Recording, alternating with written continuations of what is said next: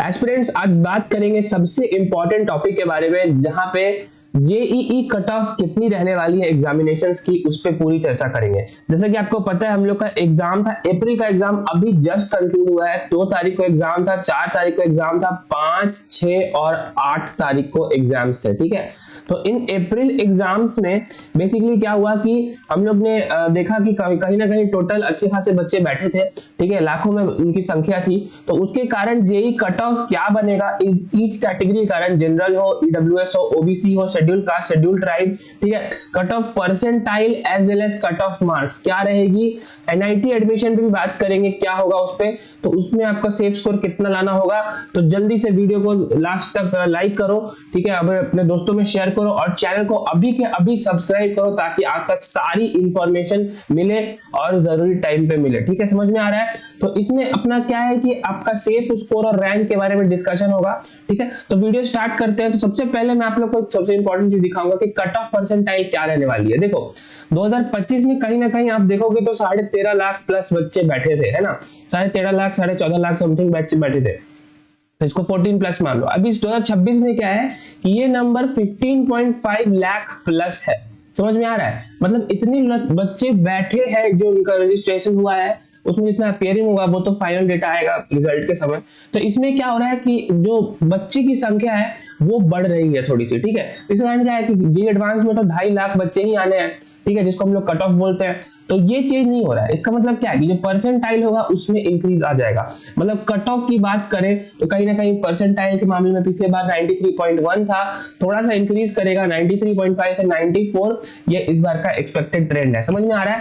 EWS category 80.38 था, तो वो अब हो जाएगा कहीं ना कहीं 82 के आसपास। समझ में आ रहा है। और उससे रिलेटेड अगर ओबीसी देखोगे तो वो बन जाएगा 81 परसेंटाइल। 2026 की बात कर रहे हैं, अभी का जो जेईई मेंस हुआ है 62 से 63 शेड्यूल कास्ट कट ऑफ होगा, शेड्यूल ट्राइब होगा 48 और पीडब्ल्यूडी होगा 0.008 परसेंटाइल।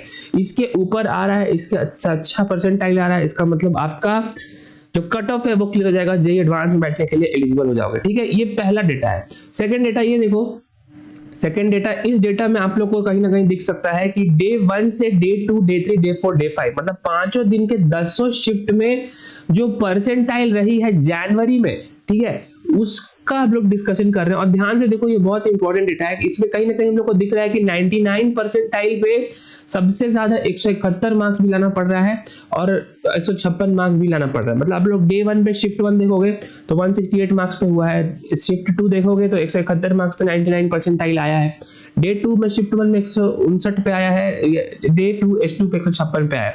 उस तरह बाकी डेटा देख सकते हो 159 163 163 161 162 163, मतलब इसके अराउंड कहीं ना कहीं 170 100, अगर मैं बोलूं 163 प्लस माइनस 10 के आसपास हम लोग का 99 परसेंटाइल बना है अक्रॉस ऑल शिफ्ट। ठीक है, उसके अलावा बाकी भी देखोगे तो 98 परसेंटाइल का डेटा दिख रहा है, उसमें 145 148, मतलब ये हमको दिख रहा है कि सबसे टफेस्ट शिफ्ट ये था और सबसे इजीएस्ट शिफ्ट ये था। ठीक है, उसके हिसाब से देख सकते हो आपको इतना वेरिएशन आ रहा है 98 परसेंटाइल में, 97 परसेंटाइल में 121 से 133, देन 96 में 112 से 123, देन 95 का देख सकते हो 105 से 114, 94 और 93 तक का डिस्कस करेंगे, 98 से 107 और 93 से 101 नंबर। ठीक है, मतलब इतने नंबर आ रहे हैं 93 94 के बीच में। तो आपका जनवरी वाले में बेसिकली ये ट्रेंड हम लोग को दिख रहा है। अब इसका जनवरी का बात क्या है, जनवरी का पेपर था थोड़ा सा टफ, ठीक है, और अप्रैल का बात करेंगे उसका भी रिजल्ट नहीं आया। उसमें जो पेपर है वो आया है कहीं ना कहीं मॉडरेट।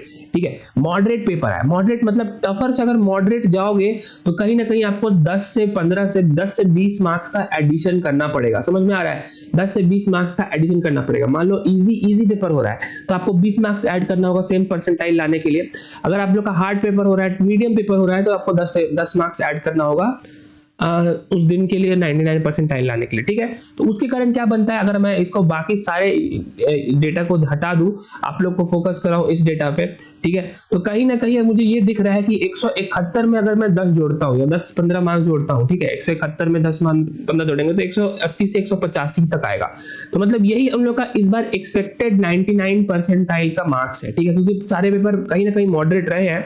कोई पेपर था एक पेपर था आई थिंक 6S1 जो मॉडरेट प्लस था, ठीक है। उसमें क्या होगा, 10 मार्क्स नहीं ऐड करना होगा, उसमें हमको लगता है 170 175 प्लस पे भी 99 परसेंटाइल बन जाएगा, ठीक है। तो वो अपना आइडिया लगाने का चीज है। तो उसी तरह से आप बाकी सारे शिफ्ट को भी देख सकते हो और चेकआउट कर सकते हो कि आपकी जो कट ऑफ परसेंटाइल है वो तो हो गई, उसके साथ जो आपकी मार्क्स वर्सेस परसेंटाइल है वो क्या रहेगी। समझ में आया?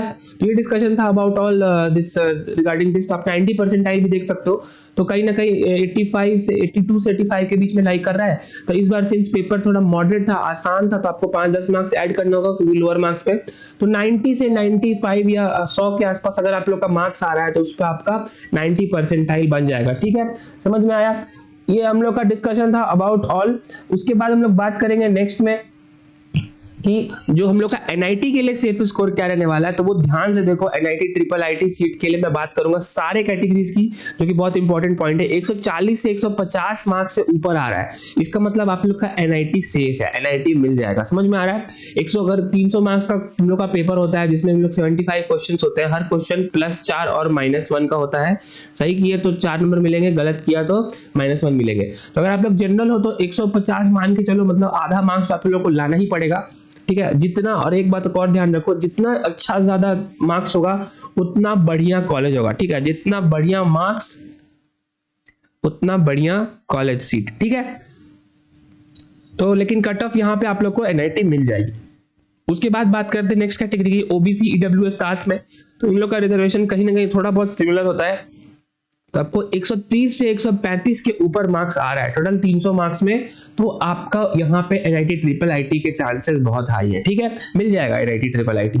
उसके बाद आते हैं शेड्यूल कास्ट में। तो शेड्यूल कास्ट में आप लोग को 100 नंबर प्लस लाना होगा। 300 मार्क्स में से अगर आप लोग 100 नंबर से ऊपर ला रहे हो शेड्यूल कास्ट में, तो आपकी कट ऑफ क्लियर हो जाएगी, एनआईटी ट्रिपल आईटी सीट मिल जाएगा, ठीक है। उसके बाद करते हैं शेड्यूल ट्राइब पे बात। शेड्यूल ट्राइब का भी लास्ट है, तो उसमें अगर 90 मार्क्स से ऊपर ला रहे हो, 300 मार्क्स का पेपर है, ठीक है, मतलब 1/3 से ज्यादा आपको थोड़ा सा लाना है उसके आसपास, तो आपको क्या है, इस मार्क्स पे आपको एनआईटी ट्रिपल आईटी सीट मिल जाएगी मोस्ट प्रोबेबली, ठीक है।